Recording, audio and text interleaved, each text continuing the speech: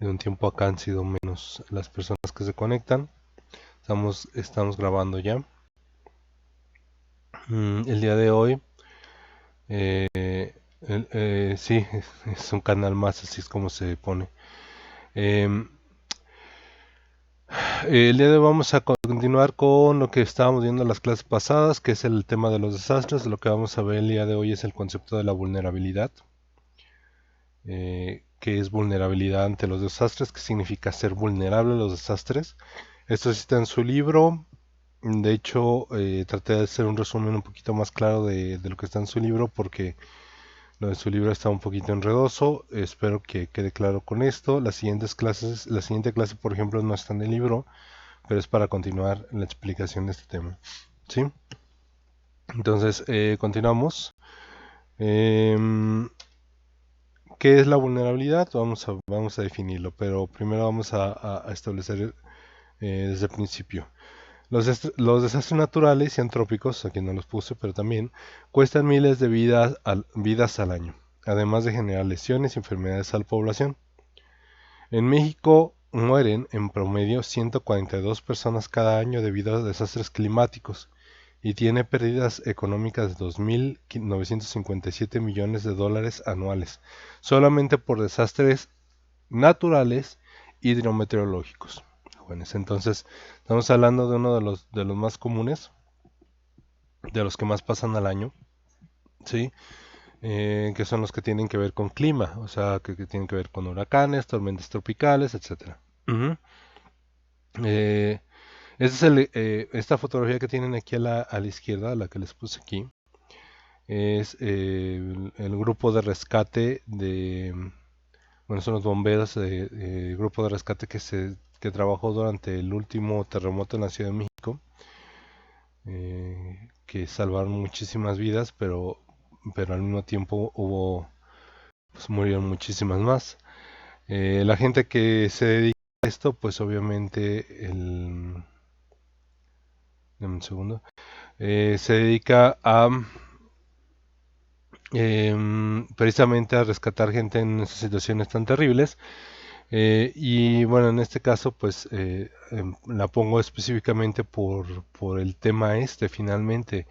La gente que vivía en la Ciudad de México no se encontraba preparada del todo para un terremoto y em, mucha gente murió por eso, pero la gente que estaba más preparada sobrevivió y pues no le fue tan mal. Bueno, le fue mal, pero no tanto como a la gente que resultó lesionada o que resultó muerta, por ejemplo. Aquí también hablamos de vulnerabilidad. El caso, por ejemplo, del COVID lo vamos a mencionar. ¿Sí? Em, la vulnerabilidad ante los desastres. Aunque todos los desastres naturales y antrópicos, aquí tampoco lo puse, pero también los antrópicos, tienen efectos nocivos, hay ciertos lugares que tienen más riesgo frente a ellos debido a sus bajas condiciones económicas y a la falta de educación en la prevención. Esta palabra es clave, prevención. ¿Sí? A esto es lo que le llamamos vulnerabilidad. Aquí tenemos un caso de una inundación, jóvenes, que no es poca cosa. Ustedes pueden ver básicamente toda esta región, estos senderos pues se convirtieron en un pantano. Este es uno de los casos más graves de inundación, si no me equivoco fue em, en el Asia Menor, es decir, Asia cercano más a Europa, pero pues ustedes pueden ver un desastre, este es un desastre completo, o sea, ustedes pueden ver aquí muchísimas pérdidas en general, ¿correcto? Ahora sí definimos vulnerabilidad. Es una de las pantallas claves para aquellas personas que van a hacer su tarea. Vulnerabilidad es la incapacidad de resistencia cuando se presenta un peligro debido a un fenómeno amenazante o la insuficiencia para reponerse después de este. Voy a repetir por favor y voy a explicar palabra por palabra. Es la incapacidad de resistencia cuando se presenta un peligro debido a un fenómeno amenazante o a la insuficiencia para reponerse después de este. Incapacidad, jóvenes, que no podemos, que no se puede. Que no se puede resistirse. ¿Sí? La resistencia, por ejemplo, es cuando nosotros estamos, cuando algo malo pasa, La resistencia a lo que se refiere es qué tanto podemos evitarnos o evitar el desastre. Por ejemplo, mm, si nos vamos a caer, si nos tropezamos, poner resistencia a ese fenómeno tan terrible que es caerse es por lo menos poner las manos, ¿correcto? Para que no caigas de cara. Y ser incapaz de resistirse es la gente que se cae directamente de cara, o sea que no puede poner ni siquiera la resistencia al golpe que va a recibir por caerse. No sé si me entienden en ese sentido. Obviamente aquí estamos hablando a gran escala, pero pues para que se entienda más o menos, la idea de resistir un fenómeno es ese. Por ejemplo, si eh, viene un perro muy bravo a tratar de morderlos, resistirse a la mordida, pues es correrle al otro lado. Me refiero, no sé si queda clara la idea. Resistirse es pues precisamente que si tú ves un fenómeno o algo que te va a pasar es tratar de evitar que ese fenómeno te dañe. La vulnerabilidad es cuando eres incapaz de resistirte a ese peligro, ¿sí? Si ustedes están, a lo mejor les duele un pie y no pueden correr y el perro los alcanza, pues esa es la incapacidad de resistirse ante la mordida, ¿sí? Cuando hablamos de vulnerabilidad en ese sentido, por ejemplo, es la incapacidad de resistirse al fenómeno natural. Por ejemplo, si viene un huracán, o si viene una tormenta tropical, o si viene un desbordamiento de un río, la incapacidad de resistirse es la incapacidad de hacer algo al respecto. Cuando menos irse a una zona alta o prepararse para que no le vaya a causar mayor daño. Esa es la incapacidad de resistencia, ¿sí? También se considera vulnerabilidad a la insuficiencia, ser poco suficiente para reponerse después del desastre. Un ejemplo es el caso del terremoto, de los terremotos. La vulnerabilidad es ser incapaz de reponerse al hecho de que tu edificio se haya caído, ¿sí? Eso también habla de la vulnerabilidad de una persona frente a un desastre. Si tu edificio se cayó, si tu casa se cayó, obviamente es una cosa terrible, pero la vulnerabilidad es qué tan capaz eres de decir, bueno, me voy a reponer a la situación, voy a encontrar la manera de dónde vivir, de cómo reparar mi casa, de cómo hacer, etcétera, etcétera, etcétera. Esa es también parte de la idea. Hay muchos lugares que aunque se caiga el edificio, la gente está muy preparada para reponerse al acto mismo bueno, más bien de reponerse de haber perdido, por ejemplo, un edificio. Por ejemplo, aquí les puse un ejemplo de un desastre. Esta es una inundación y lo que ustedes pueden ver es pues varios carros que fueron arrastrados ya por la corriente de agua, ¿sí?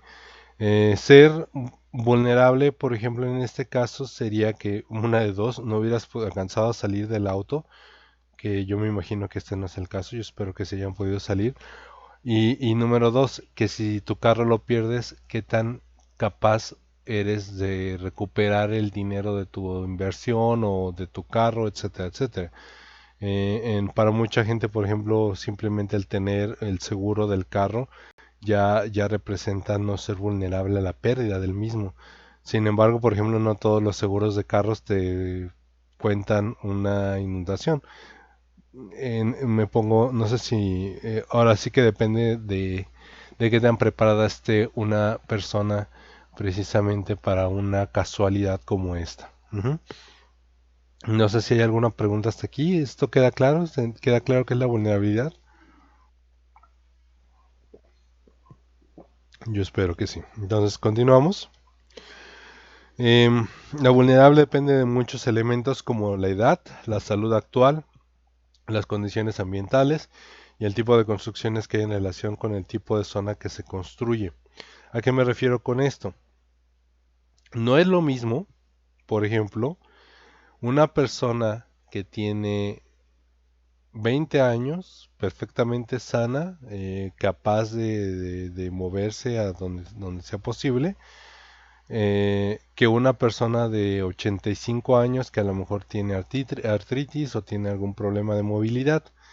¿A qué me refiero con esto? Si hay un terremoto, por ejemplo, que es uno de los ejemplos más fáciles que puedo poner, es mucho más fácil que una persona de 20 años que tiene todas las condiciones de salud y agilidad pueda salir rápido del edificio y salvarse que una persona de 85 años que a lo mejor ya tiene problemas de movilidad. Hay gente de 85 años que se mueve mejor que yo, pero a lo que me refiero es que finalmente una persona relativamente más joven, por ejemplo, tiene más capacidad. Sin embargo, por ejemplo, un niño de 10 años puede entrar más fácil en pánico porque no es tan consciente como un adulto de ciertas edades y a lo mejor no sale del edificio, por ejemplo, en un caso de un incendio, ¿sí? Entonces, en este caso, depende, por ejemplo, la vulnerabilidad, qué tan preparado estás para un desastre, también tu edad. La salud actual, un ejemplo es lo mismo, o sea, si puede tener 20 años dos personas, pero uno tiene obesidad y el otro no, es más fácil que una persona sin obesidad se salga de un edificio en riesgo que una persona con obesidad, por ejemplo. Depende también de qué tipo de cuerpo tengas, pero por ejemplo una persona que tiene obesidad normalmente es una persona menos ágil. No siempre, a veces son muy ágiles, pero me estoy poniendo un ejemplo en esta situación. Una persona con algún tipo de discapacidad física que tenga incapacidad, bueno, que no pueda, no tenga bien el uso de sus piernas, es más probable que sea vulnerable a un desastre, por ejemplo. Otra cosa que no depende de nosotros, pero que sí es una cuestión de factor de vulnerabilidad, son las condiciones ambientales. Em, por ejemplo, una nevada, ¿sí? Si nada más ocurre una vez, la gente puede, digamos, salvarse, pero si sigue pasando constantemente, a lo mejor ya ahí hay un problema. Y por ejemplo, hablamos del tipo de construcciones. Por ejemplo, en un terremoto hay ciertos edificios que están preparados para ellos. Y un terremoto, en ciertos lugares hay terremotos donde no tiran ningún edificio porque los edificios están muy preparados para ellos. El ejemplo, por ejemplo, es Japón, que es una zona sísmica constante. Tienen como 3 terremotos al mes. Chiquititos, pero tienen muchísimos terremotos. Ajá. Entonces sus edificios están diseñados para que ya no se caigan. Pero por ejemplo en la Ciudad de México hubo muchos edificios que para que fueran muy baratos no tuvieron ninguna precaución en cuestión de desastre. Em, Otro ejemplo son hablando de las heladas, por ejemplo, en Europa, muchos de los edificios tienen tuberías muy viejas. Entonces, cuando llegan las heladas, si la gente no prepara sus tuberías, si no las prepara para que no se congele el agua dentro de las tuberías, la gente se puede quedar sin agua toda la temporada de frío. ¿Sí? Entonces, ese es el tipo de vulnerabilidad al que me refiero. Entonces, la gente que vive en ese tipo de edificios viejos tiene que prepararse antes de que llegue la temporada de invierno para bloquear y mantener aislados todas sus tuberías, porque corren el riesgo de que si no lo hacen, simplemente no las puedan usar, ¿sí? Eh, con esto último, hasta continuar la lectura, nos referimos si las construcciones anticipan los fenómenos naturales más comunes en la zona, si respetan rutas de evacuación o si anticipan em, los diferentes eventos en caso de desastre. Por ejemplo, aquí tenemos un caso muy común en muchos lugares. Esta es una salida de emergencia que pues queda claro que no puede ser usado, ¿sí? Y esto hablamos de un edificio público que debería tener claramente establecidas sus salidas, pero que por negligencia de los dueños pues simplemente dicen no quiero que la gente salga por aquí, ponen una pared aquí y evitan pues que la gente se pueda llegar a salvar en caso de un desastre. Y esto es real, esto es en muchos lugares, por ejemplo muchos edificios públicos o por ejemplo supermercados tienen salidas de emergencia pero que están con candado. ¿Por qué? Pues porque tienen miedo de que la gente se vaya a escapar a lo mejor con mercancía, pero también en el momento de un desastre esos lugares tendrían que estar abiertos para poder evitar que la gente para permitir que la gente que salga a toda prisa en caso de un incendio, un terremoto, cosas por el estilo, ¿sí? ¿Qué aumenta los factores de riesgo a la vulnerabilidad? Bueno, pues una zona también puede ser vulnerable si no tiene en cuenta condiciones ambientales o sanitarias. Tal es el caso de la construcción de hogares en zonas de deslaves o cerca de basureros o de desechos industriales. Otro factor de vulnerabilidad es la sobrepoblación y la contaminación que produce. En muchos lugares, por ejemplo, voy a poner un ejemplo de una cierta ciudad que tienen cerca, que empieza con M y termina con Morelia. Hay muchos lugares donde se recomendó que no se construyera, ¿sí? Porque, sobre todo en los cerros de Morelia se ha recomendado eso, porque muchos de los cerros de Morelia son de tierra muy suave, que dependían mucho de los árboles que había ahí. Entonces, actualmente hay riesgos constantes de que esas zonas donde construyeron la mayor parte de la gente en los cerros, todas las construcciones ahí son muy pesadas y en algún momento se deslaven. Sí, se deslave el cerro y se traiga todas las casas que se construyeron ahí. Ajá. Eso es un caso de vulnerabilidad. Otro ejemplo, en la Ciudad de México, por ejemplo, que hay una gran sobrepoblación, se produce muchísima basura. De hecho, de aquí viene esta imagen. ¿Sí? Como se produce mucha basura, se tiene que llevar a algún lugar. En muchos de los lugares la población tenía basureros, donde la gente separaba la basura o se hacían compostas, pero la ciudad creció tanto que los basureros pues se convirtieron en parte de la ciudad. Entonces, por ejemplo, aquí tenemos un caso de un basurero enorme dentro de una zona urbana, ya una zona donde la gente vive común y corriente. Un basurero en este sentido lo que genera son grandes cantidades de animales nocivos, fauna nociva, como las ratas, las cucarachas, las moscas, los mosquitos, que pueden llegar a generar enfermedades, sobre todo cuestión de enfermedades. Y finalmente un caso, por ejemplo, también hablando de la Ciudad de México, uno de los casos por los que hubo tantos muertos durante el terremoto fue debido a que había tanta gente viviendo ahí, que evitó que hubiera evacuaciones correctas o que la gente tuviera la capacidad de actuar de forma adecuada frente al desastre. Ajá. En caso de inundaciones, por ejemplo, las inundaciones que son frecuentes en la Ciudad de México, la gente en la Ciudad de México no está preparada para ellas, ¿sí? Y en muchos de los casos los carros se quedan inundados, grande cantidad de automóviles inundados, que por supuesto no solamente se pierde el automóvil, sino que la grasa, el combustible y todo lo demás contamina el agua y esa agua se va a las coladeras y esas coladeras se van a los ríos y de los ríos se van a los mares. Y tenemos casos de desastres a largo plazo, ¿sí? ¿Se vamos claros hasta aquí? ¿Hay alguna pregunta? Ok. Eh, en el contexto global, bueno, es responsabilidad de los diversos países el tratar de generar las condiciones para reducir vulnerabilidad. Antes de pasar a otra cosa, este es el ejemplo de un edificio preparado para terremotos, que es la Torre Latinoamericana. Eh, Esta torre está preparada de tal manera que, independientemente de lo fuerte del terremoto, los cimientos, la estructura, no se caiga frente, aún con el más potente de los terremotos. De hecho, se recomienda a la gente que vive en la Ciudad de México que si están caminando por aquí y empieza un terremoto, en lugar de salir del edificio, se metan al edificio, de tan seguro que es. ¿Sí? Ya a ustedes les tocará ir a conocerlo alguna vez. Pero lo que estamos hablando es que hay una forma fácil, relativamente fácil, de reducir la vulnerabilidad frente a un desastre, y es mejorar las condiciones sociales y económicas de una población. ¿Sí?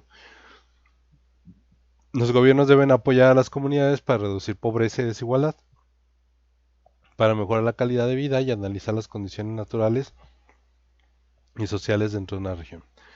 ¿A qué me refiero con eso, jóvenes?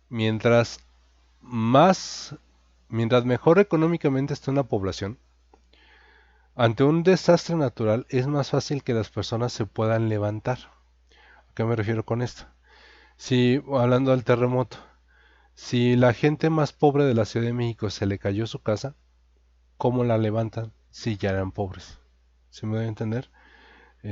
Si no tienen un ahorro, si no tenían, si estaban viviendo al día, si apenas tenían para comer, si se les cae el edificio, ¿cómo le hacen para volver a levantarse?